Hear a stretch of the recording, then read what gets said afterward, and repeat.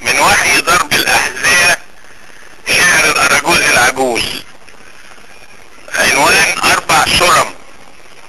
1. سؤال: رفت جناحات كزمتك، صحت قلوب الميتين من أمتك، وجمعت أشلاء أماني باهتة كانت شريدة مشتتة.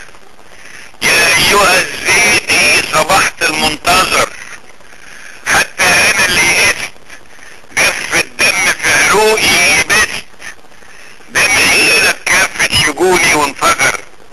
زلزل هموم المحبطة، اخضر في غيط اليابات زهر وشجر. طرح سؤال موال بافية ميتة، زلزل سكون الأغنيات الساكتة. ليه رفرفة طارت جزامنا اتكلمت، وليه إمامنا تجان إمامنا الغرقانين في طين ودم عيالنا خرصة عرقت من خجلها وبلمت. 2. جبلة. الرعب عرقص فوق جبينه زي ما تقولوا ابتسامة. انا قلت برضو لو حصل عمره ما هيحس الندامة، لان صدره مفيش قلب من طفولته وهو الكلب، رضع التلامة وسط خرفان الغنم، اتربى ما يحسش ألم ولا ندم.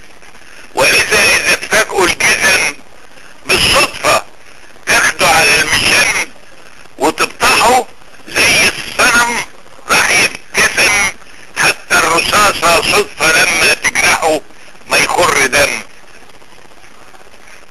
3. المنتظر.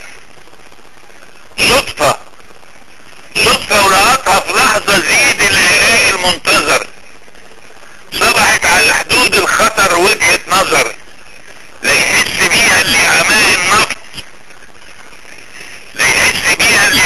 النفط، ولا اللي غرقان في الشكوك، ولا يلتقطها اللي يدبر روحه كلام، ولا اللي قطعت حيله اوهام السلام.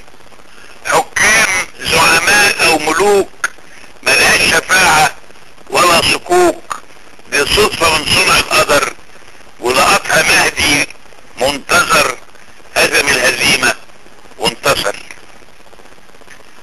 4. أسلحة دمار.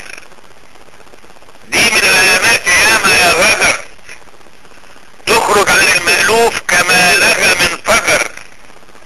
يا مؤلفين اعلامكم على الخط السليم، على الصراط المستقيم زي البقر جوه القماط المستديم. تحتاروا في عز الخطر، وتقلبوا في اليأس وجهات النظر، على هدي خطوات الزعيم راعي البقر. صدقوا البرم